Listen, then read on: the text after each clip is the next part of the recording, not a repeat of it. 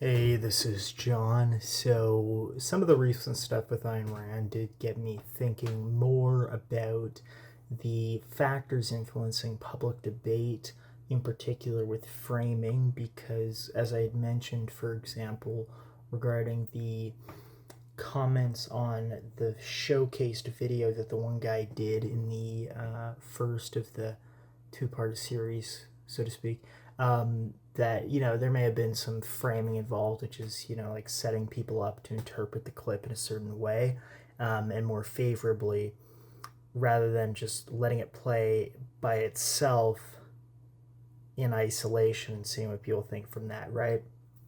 So I want to use that to kind of talk a little bit about public debating. And in particular, though, I will kind of summarize the, logical sphere of that. I think a lot more people are familiar with that, whereas not a lot of people seem to be talking about, different psychological factors in public opinion. So I do want to spend some time talking about that today. Yeah. I guess I should say that I do not doubt that some of my political opinions will probably be expressed in the video. That's fine. I think that you should probably mostly ignore that because I do think, one, it's a problem that occurs on both the left and right, and this being a, primarily educational video, right?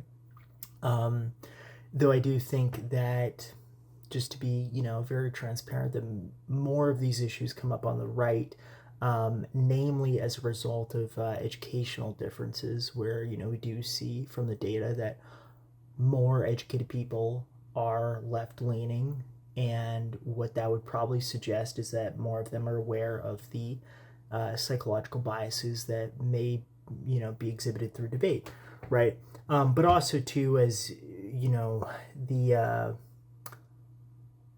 other part of the argument that I'm going to kind of present, right, is that the educated don't necessarily have to rely on psychological heuristics as much. So, anyways, just in a very, I mean this in a very, non-insulting manner. It's just, part of an observation, right? That if, you have less expertise on a certain topic, you're going to be more susceptible to being misled, right? And you will have to rely on psychological heuristics, potentially, or, other heuristics, but yeah. Okay, anyways, if you like this video, please like and subscribe. Also, so picking the book for this week was a little bit hard. I went through a few that I kind of like half read. I was like, just gonna read another time. So anyways, this week's book, I'm cheating a little bit. Next week, I'm gonna be reading Zettel from Wittgenstein, which is just Note. And in this case, probably Notes, but it's the more apt English translation. But this is basically just a collection of, his philosophical excerpts, right? Yeah, because like the other stuff I'm reading this week is like very left field. I'm reading eine Essay über den Transzendentalismus, and it's like, yeah, well, I can't find this on Goodreads, and I don't think that anyone's gonna, go and find that title, right? Though if you do, that is bilingual. Yeah, but it's pretty left field. So anyways, we're just gonna, go over this. Yeah. Okay. Anyways, or that's gonna be the recommendation for this week. Okay.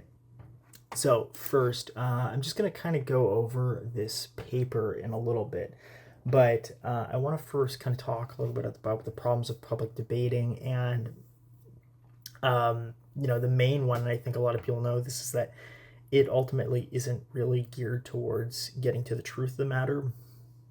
And the most obvious way that we see this, or, that it's mostly skewed towards, say, like portraying a certain view and trying to win favor for that certain view rather than coming to the truth of the matter, is in the way that the figures who are advocating for that view often rely on logical fallacies, or winning at all costs, so to speak.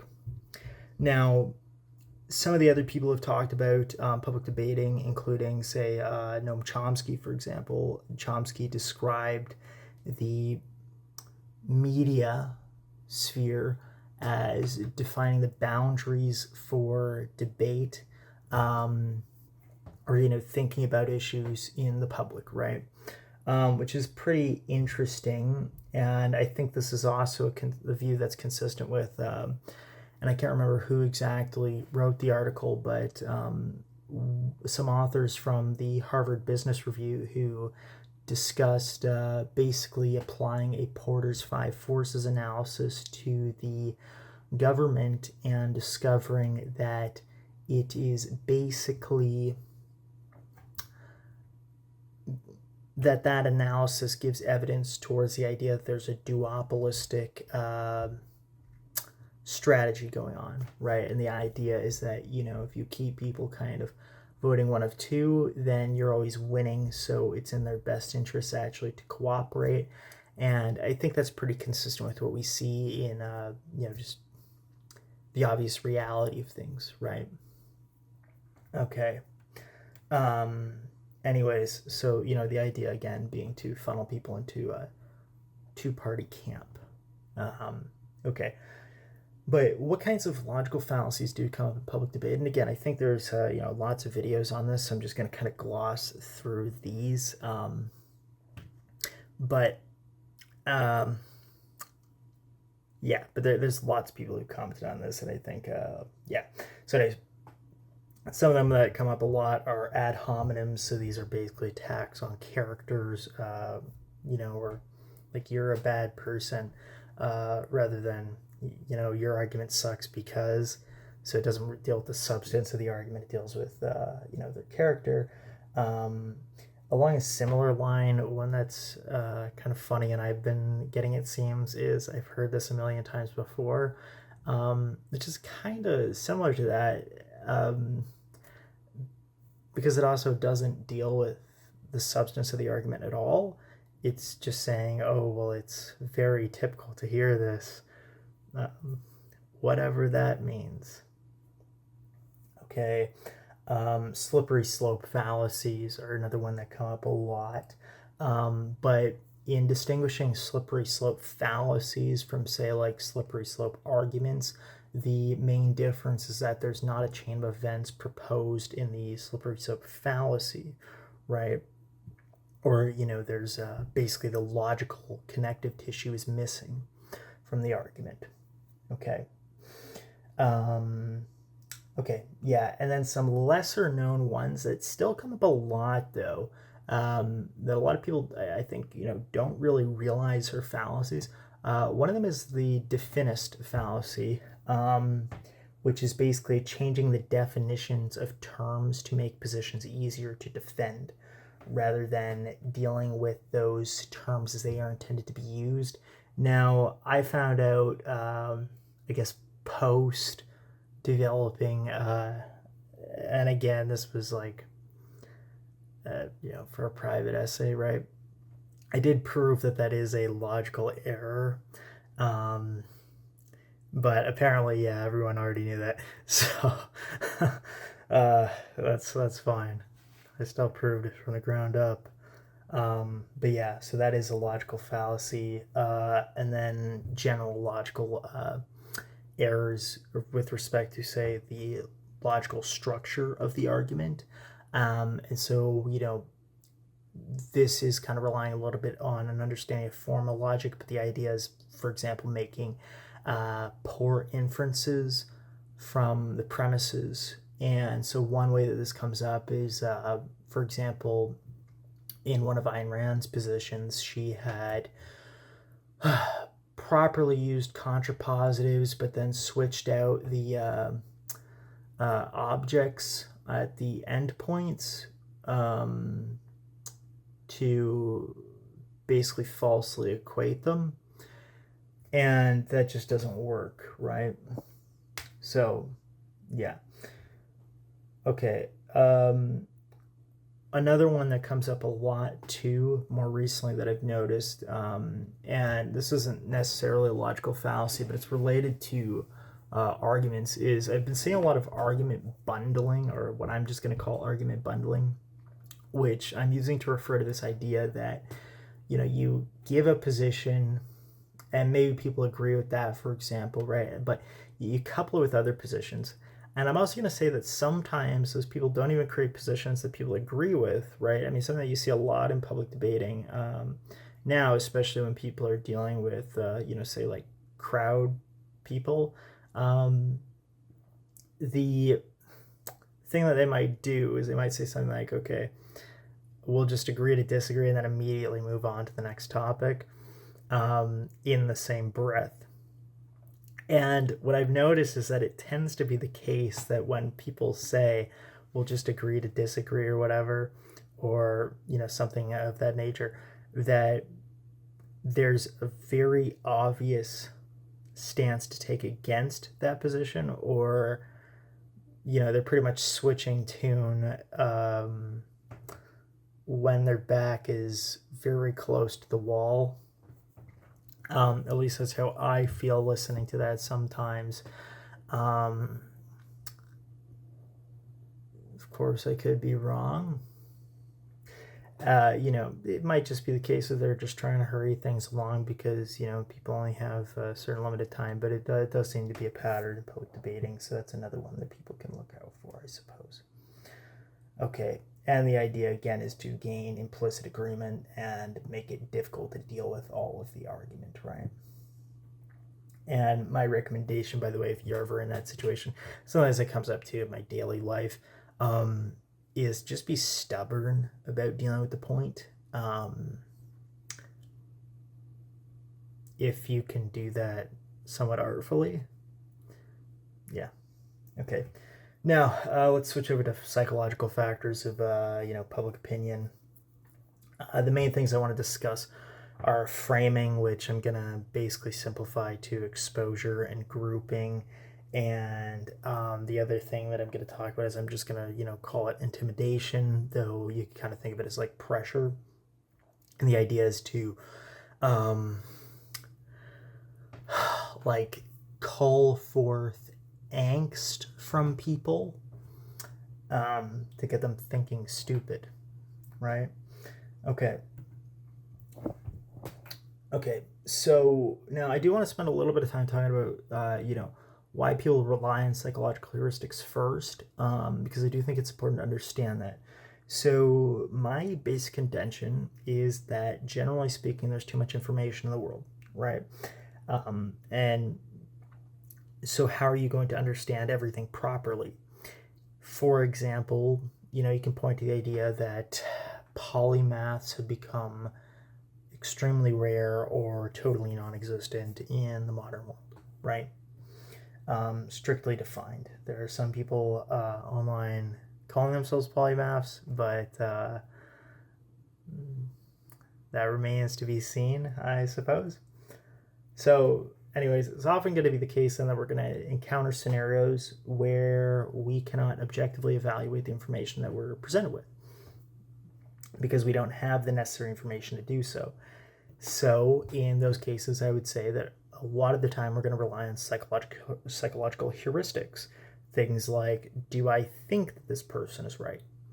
Rather than, say, working through the information, and saying, okay, well, I know this, I know that. Yeah.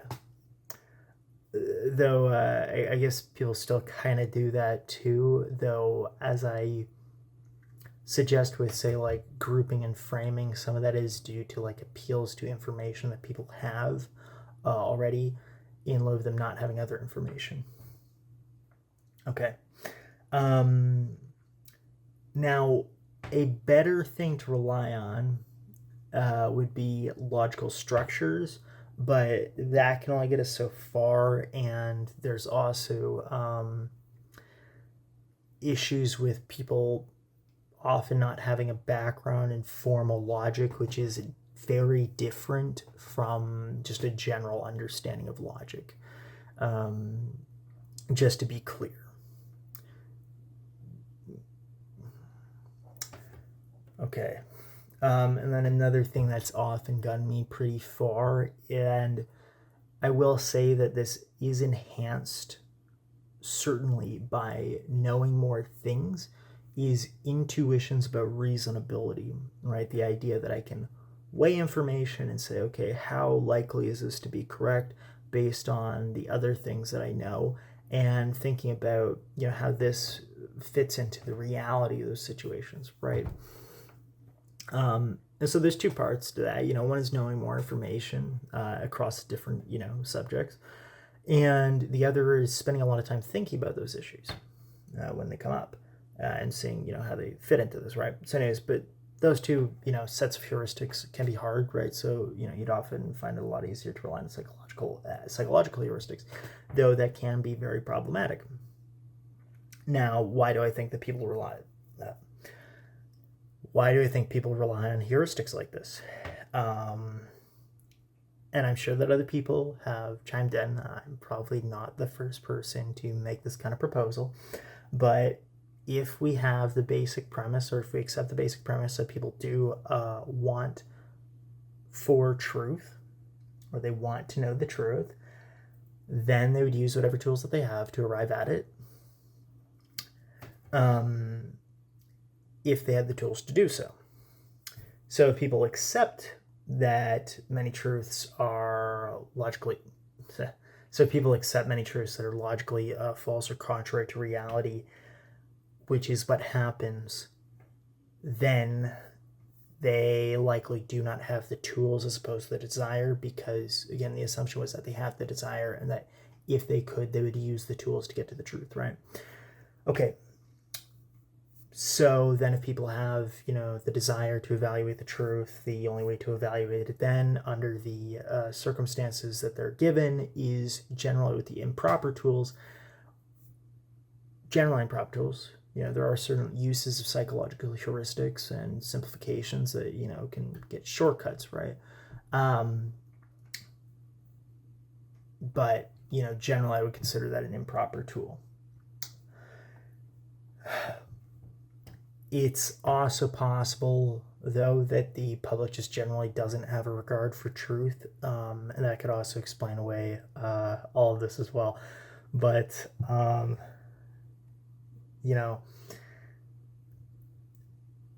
that would only not be a problem if there were not real consequences to public opinion. So I guess what I would say is that if that happens to be you and you don't care about the truth of matters, maybe you care about societal well-being, and if not, then maybe you care about your own well-being, which is going to occur in the context of a society, right? So maybe you shouldn't be that way. Okay, now, so let's talk about some basic factors I want to focus on. And, you can see where this is from, or the author is this Psychology of Public Opinion. I think this is from a textbook, or probably a textbook chapter, right? Anyways, whatever. Okay, but let me just scroll down to the part that I want to talk about, which is directionality of opinion, right? So what kinds of things do affect attitude formation? So obviously genetics, as we know, genetics are sort of like positioning people's, for example, tendencies towards certain behaviors.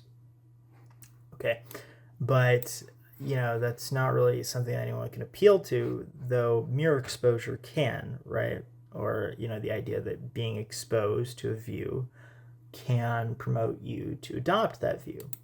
And I think the reason for this, and probably if you ask these authors, they'd probably say that it's a result of in-group, out-group formation via conditioning, which you'll see down here, right? This idea that, if you have a certain belief in the context of other people sharing the same belief, well, when you express that belief, then you'll get the reward that you're looking for socially, which is approval, right? So for example, if you lived in a town where everyone believed that a candy tax was extremely favorable to the Candy King, and you said, I support the candy tax, well, then maybe all of your neighbors will say, that's a smart guy. That's a smart cookie.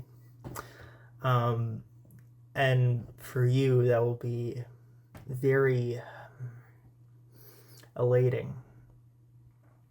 So you'll continue to support the candy tax, right? So anyways, mere exposure, the idea of in-group, out-group idea, right? And you see, okay, conformity to, perceived norms, and then modeling of an identification, right?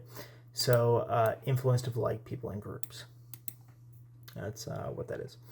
So again, all of this to say, I largely just summarize this as framing for simplicity, but obviously there's some nuance to that. Does that necessarily matter? Well, I'm not going to talk about that. Never mind.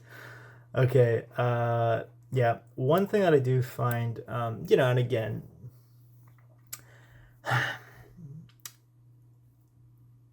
is this necessarily something that we can expect people not to do? No, because you can't expect everyone to be an expert on every topic.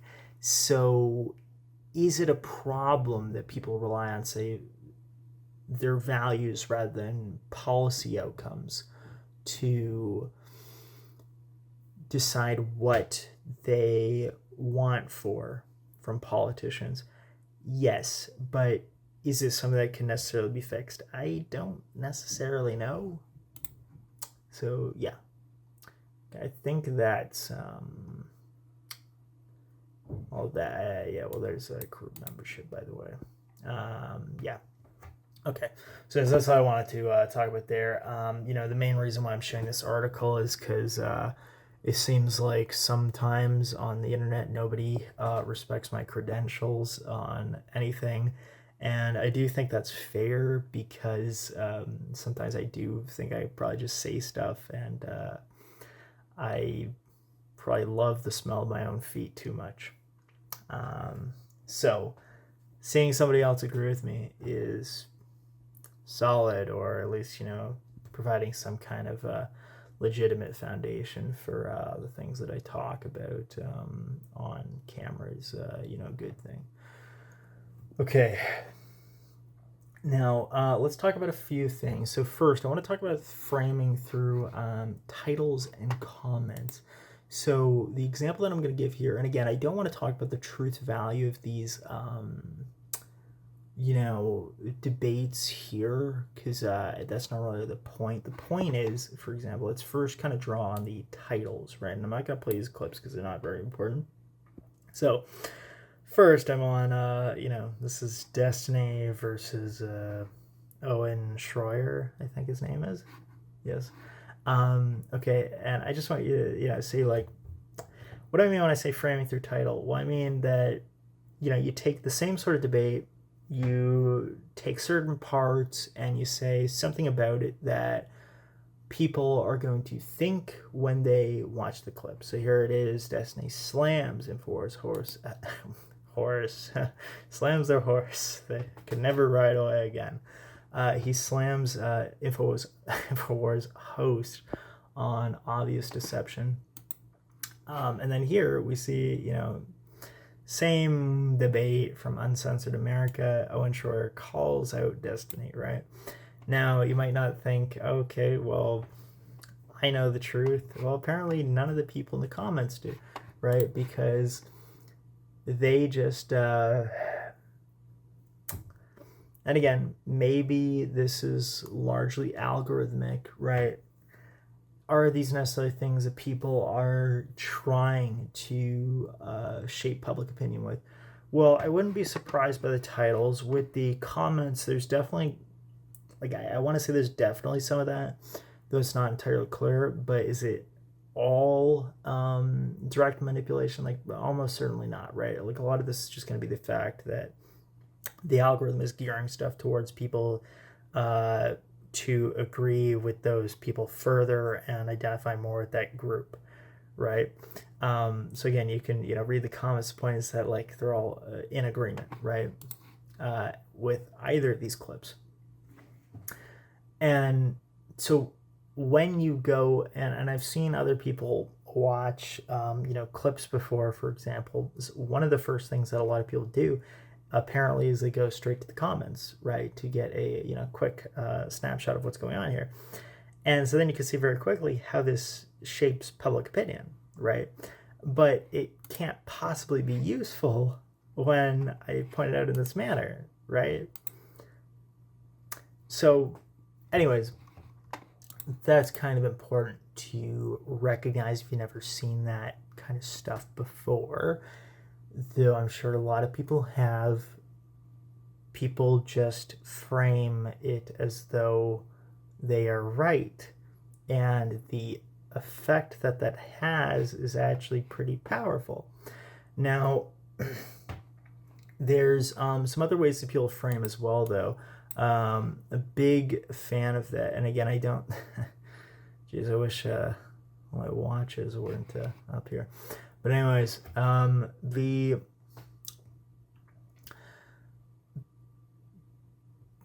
other big way of framing, again, just not really dealing with the arguments very much, is to posture. So obviously Ben Shapiro has been the prototypical talk very fast kind of guy, with like mild specificity sometime. But maybe it's not even about being specific, it's about being intentional. Because he said some pretty stupid stuff like over the years, and that's fine. Like, people say stupid stuff. I've probably said dumb stuff before too. And I'd probably be fine if he did just kind of come out and say like, yeah, it's pretty dumb, man. But he won't.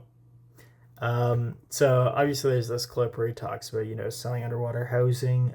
There's also some other statements he's made where, he has claimed in the past before, for example, that sociology is not an area of expertise, which is also kind of framing to get group membership, right? So again, I'm lumping this all under framing, but the idea is to get you more in their camp. And what's one way to do that? Well, one way is to say things, even if they're untrue, that appeal to whatever you think. So for example, while the claim that sociology is not an area of expertise is obviously untrue, you might not know that if you don't know that in a lot of cases, that's almost like saying that economics is not an area of expertise, which would be kind of bizarre, right? Because, for example, there's, areas of sociology dealing with, economic policy, more or less. Take Eric Olin Wright's work, for example. But you might buy into that if you thought that, sociology was all about, say, like the philosophy of gender. Then maybe you would think that it's not an area of expertise, right? But, again, the idea is to make claims that appeal to people who already believe what you believe, or who already believe those things that you're saying, right? And that gains from them further group membership. That problem is obviously only going to get worse as the algorithms get better at showing people information that they already agree with and that they already like. But yeah. Okay. Yeah, so I think that's pretty much a summary of the framing stuff. I think that a lot of that is kind of clear for most people. Now, I do want to also, spend a little bit of time talking about, what I mean by intimidation in a lot of these debates. which, is basically done through, and this is a pretty, I think this is like a classic clip. Oh no. But first, I will mention that the definist fallacy is very, very apparent in this guy's work here on these college campuses, right? But you can see a few things. I mean, first, he does kind of start by, as, things kind of go on, he spends some time clearly crowding the guy here. The point is to make him uncomfortable so that he cannot present his arguments as well as he would otherwise, right? Or at least that's kind of the idea. There's a lot of ways that intimidation comes up. This is going to be one of them. Another is, say, gaining acceptance from the crowd, which is another thing that he does. Talking very specifically and directly to people in, like, not quite a mean way necessarily, though sometimes a mean way, like Ben Shapiro is kind of a prototypical example of this, but like asking a lot of rhetorical questions, I guess, of people sometimes can cause them to second guess themselves, right? Sorry, I'm getting really tired. So point is, with all of that, is that by increasing the pressure on people, you knock out a lot of those people who are not very, very certain about what they're talking about. Whereas on the other end, these people like Steven Crowder don't necessarily have to have regard for truth. And, for example, another element of, framing that occurs here is this little book right here. I think at the beginning he calls this like his fact book, though either he hasn't read it in some of these parts or the information is just wrong. So, for example, he at some point suggests that Norway doesn't. He doesn't suggest this. I mean, he claims that Norway doesn't have a minimum wage, for example, and even a very simple Google search will tell you that that is untrue. But what's the point of the book? Well, the point of the book is to establish faux authority, the idea that he knows what he's talking about and he doesn't. So, I guess you could also kind of, I guess also call this a bit of posturing, right? But yeah. So anyways, there's a lot of stuff that goes on in there. But anyways, just something to kind of keep in mind when you watch a lot of these debates, because, sometimes you see people like come up to, say from a crowd onto a podium, for example, kind of like this. I'm sure that it's very nerve-wracking and anxiety makes you say some dumb stuff. And you'll certainly not be saying your best stuff. Whereas, most of the time, the people on this side of the table are going to be media trained, one, to be used to it, but also to, increase the pressure on people over here. Because if you're going to have a main takeaway from this video, I guess my main point really is that public debating is not about it's not about being right, it's about looking right to, again, just get people back into that grouping that you're a part of. And that is facilitated through, in public debating, most people are not experts on a topic, so they typically can't know better and have to rely on the appearance of things as they perceive it, right? Now, one last thing is that if you were going to use any particular heuristic, if you're a non-expert, the best one to go with in general is going to be, if you're a non-expert, to just rely on average expert consensus opinions. And that's a heuristic that's also going to fail sometimes, saying like very contentious topics, maybe like where 60% of experts agree with a certain position and 40% don't, right? But most of the time you're just going to get it right just by doing that. I mean, even if you were an expert, going with expert consensus is typically the way to go. And that's how science is done, for example, because science is a very clear area where you cannot possibly know every single thing very well. And yeah, okay, I'll just leave it at that. So average expert consensus, please use that, not likeness of people, because it doesn't work and you're being tricked. Okay. Okay, bye.